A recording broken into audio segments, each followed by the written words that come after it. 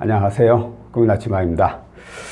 제가 상담을 하다 보면 당장 자금이 필요해서 문의 주신 분도 그런 분들이 대부분이죠. 근데 간혹 내가 지금 당장 돈이 필요한 건 아니다.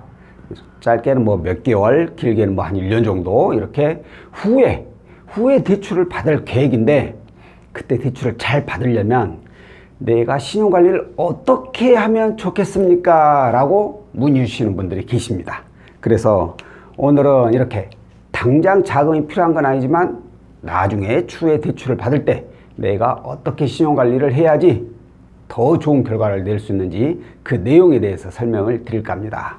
먼저 이런 채무자분들 중에서는 기대출, 대출이 아예 없는 분도 있고요. 대출이 있는 분도 있습니다. 그럼 이 두 종류의 분들 중에 이제 공통적으로 적용되는 것은 일단 먼저 신용카드죠. 신용카드를 이용을 잘해야죠.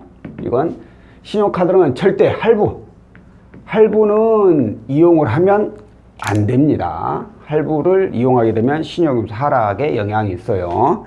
그래서 일시불만 이용을 하시는데 이 일시불은 카드 한도 내에서 가능한 30% 이하로 이용하는 게 좋고, 나 30%는 너무 적은데 라고 할 경우에는 50% 이내로 이용을 하는 것이 좋습니다. 근데 또 이런 거 있죠. 50%도 난 좀 적은데, 우리 와이프 같은 경우에는 50% 이상을 이용을 합니다. 자, 이런 경우에는 어떻게 하면 좋으냐? 한도를 증액을 하세요. 이게 뭐 가능한 분에 한해서 카드사 홈페이지에 접속해보면 한도 증액이 가능한 분이 있고 불가능한 분이 있어요. 증액이 가능하신 분들 중에 내가 50% 이상을 꼭 써야 돼. 한도에서. 그러면 한도 증액을 해놓고 이용을 하게 되면 한도가 훨씬 더 높아지니까 50% 이하로 될 가능성이 높죠. 이렇게 금액을 가능한 적게 이용을 하라는 거예요. 많이 쓰라는 게 아니고 적게 이용을 하시고, 자, 두 번째가 신용카드 카드론 있죠. 카드론 그리고 현금 서비스 절대 이거 이용하면 안 됩니다. 간혹가다 상담하다 보면 이 카드론하고 현금 서비스, 특히 현금 서비스를 대출이 아니라고 생각하는 분들이 계세요. 이거 다 대출이에요. 이거 카드론하고 현금 서비스 카드사 홈페이지 접속하면 뭐라고 나와요? 카드론하고 현금 서비스가 아니라 장기 카드 대출, 단기 카드 대출, 이렇게 대출이라고 문구가 붙잖아요. 이거 다 대출이에요. 특히나 현금 서비스는 매달 또 이용하시는 분들이 있어요. 습관적으로 이용할 때마다 신규 대출이 발생해요. 그럼 어떻게 되겠어요? 신용점수를 계속해서 하락하죠. 좋을 턱이 없죠. 그러니까 절대로 이건 그냥 아예 이용을 안 하시는 게 최고 좋습니다. 자, 그리고 대출 어플, 그러니까 대출 조회죠. 조회 이거 안 하셔야 돼요. 특히나 요즘 대출 플랫폼 있죠. 대출 플랫폼을 이용한 조회는 절대 안 하셔야 됩니다. 아시겠지만 대출 플랫폼에서 한번 조회하면 뭐 6, 70곳이 넘는 금융사가 한꺼번에 조회가 다 돌아가요. 이렇게 많은 조회가 한 번 클릭으로 인해서 발생하게 되는데 과다조회가 걸릴 수밖에 없죠. 근데 또 이걸 다른 플랫폼에서 또 한번 조회를 해봐. 어차피 다 똑같은 금융사거든요. 나는 이제 채무자는 그걸 모르니까 한 번 해보는데 이거 한 3번만 조회 클릭해버리면 대출 조회가 200건이 넘는 조회 건수가 발생하게 돼버려요. 이렇게 되면 이제 신용 점수가 하락하는 건 아니에요.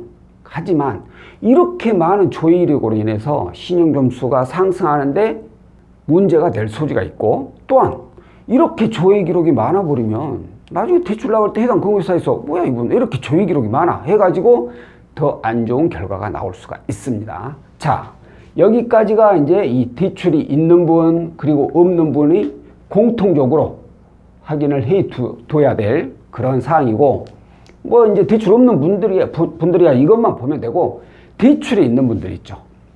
대출이 뭐 은행에도 있고, 그리고 뭐 캐피탈에도 있고, 그리고 저축은행에도 있고, 카드론, 그리고 뭐 현금 서비스, 그리고 또 뭐 대부업까지 이렇게 대출을 받을 수 있는 금융사들에 에서 내가 대출을 만약에 이용을 하고 있어. 그러면 이 경우에는 가장 먼저 해야 될 게 있어요.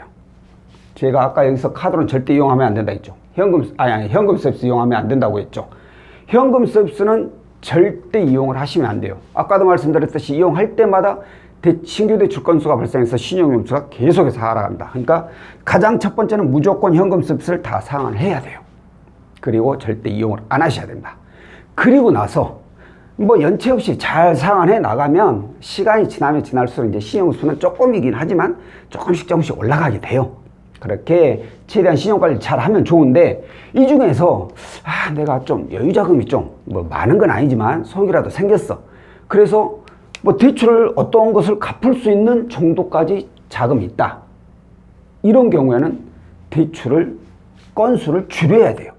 건수 줄이는데 어떤 것부터 줄여야 돼요? 대부업이 첫 번째, 그리고 저축은행이 두 번째, 그리고 캐피탈이 세 번째, 그리고 카드론이 네 번째, 그리고 뭐 은행까지 간다면 이건 다섯 번째가 되겠죠. 자, 이 순서대로 건수를 없애면 되는데 또 이런 경우가 있어요. 내가 저축은행에는 대출이 한 건이 있어. 근데 카드로는 건수가 세 건이나 있어. 근데 저축은행은 금액이 커. 카드로는 조금씩 세 건 있어. 이 경우는 어떻게 해야 돼요? 이 경우에는 카드론을 이 세 건을 없앨 수 있다면 이걸 없애야 돼요. 건수를 줄여야 되니까. 건수가 같은 한 건이라면 당연히 저축은행부터 상환을 해야 되겠지만, 카드론이 소액으로 여러 건 있다. 그러면 건수를 많이 줄일 수 있는 것부터 상환을 하시는 것이 신용에는 더 도움이 됩니다. 근데 간혹 또 이런 분들이 계십니다. 여기는 대출은 뭐 한두 건 있고 말아. 근데 은행에 이렇게 뭐 한 서너 건 있는데 다 소액이야. 소액이로 있어. 그래? 그럼 건수를 줄여야 되겠네? 하고 은행 걸 또 상환하시는 분이 계십니다. 절대 아니에요. 은행 것은 제외예요, 제외. 얘네들 다 상환하고 나서 마지막으로 은행 거 상환하는 거예요. 은행 거, 그러니까 1금융권이죠. 1금융. 1금융은 내가 대출 건수가 10건이 넘는다 하더라도 이거 한 건 있다. 그럼 2금융권 한 건부터 무조건 없으세요. 은행은 건수 상환한다고 해서 신용에 크게 변동사항이 없어요. 뭐 조금은 있을 수 있겠죠. 근데 은행보다는 2금융권, 얘네들을 무조건 건수를 줄여놓는 게 최고고, 은행은 이제 더 이상 2금융권 대출이 없고 은행만 있을 때 그때 줄여나가는 거예요. 자, 그리고 이렇게 여유 자금이 좀 있어가지고 건수를 줄일 수 있는데 내가 대출이 5개월 뒤에 필요해. 그때 나 대출 받아야 돼. 근데 여유자금이 좀 있긴 해. 상환할 수 있는 여유자금이 있는데 이게 혹시라도 내가 그 5개월 그 사이에 돈이 또 필요할 수 있을지 모르니까 그때 대출 받기 전에 그때 상환을 해버리자. 이런 생각을 가지고 계신 분들이 있어요. 근데 이 말도 틀리진 않아요. 왜? 그 사이에 혹시라도 돈이 필요해가지고 대출을 받는 것보다 있는 여유자금으로 쓰는 것이 낫죠. 대출을 안 받는 게 나으니까. 그런데 이제 이렇게 될 경우에는 당연히 건수를 상환 안 하고 있는 여유자금을 쓰는 게 맞겠지만, 만약에 내가 쓸 데가 없어. 나 5개월 뒤에 대출은 받아야 되고 쓸 데는 없어. 그 경우에는 미리서 상환을 해버려야 돼요. 미리서. 자, 이게 왜 그러냐면 내가 대출 건수를 줄이잖아요. 그러면 신용점수가 오르긴 오릅니다. 신용점수가 올라요. 건수를 줄이면. 근데 시간이 가면 갈수록 더 올라요. 점점 더 올라요. 이게 뭐겠어요? 내가 5개월 뒤에, 여기가 5개월이라 했을 때 내가 5개월 뒤에 돈이 필요해. 근데 이게 내가 여유자금이 있어서 오늘 상환해. 그럼 이 5개월 동안 신용점수가 이렇게 오른다는 거죠. 근데 문제가 나 5개월 뒤에 필요하니까 그래 4개월 있다가 대출 받기 한 2, 3일 며칠 전에 상환해버리자. 그럼 그때 가서 상환해. 그럼 점수는 찔끔 오르고 마는 거예요. 그냥 신용점수가 더 많이 안 오른다는 거죠. 그럼 좀 더 유리한 혜택을 받기가 어려워지죠. 그러니까 내가 혹시라도 쓸 돈이 있다면은 모르겠지만 그게 아닌 이상은 최대한 빨리 대출금을 상환을 하고, 그리고 최대한 많은 시간을 보내는 게 좋아요. 그 시간 동안 내 신용은 점점 더 좋아지니까. 그러니까 이런 부분 잘 참고하셔가지고 혹시라도 대출 계획이 있는 분들 이 내용대로 따라 주신다면 제가 봤을 때 훨씬 더 좋은 결과를 내지 않을까 싶습니다. 자, 오늘 내용은 여기까지고요. 다음번에 또 다른 내용으로 찾아뵙도록 하겠습니다. 고맙습니다.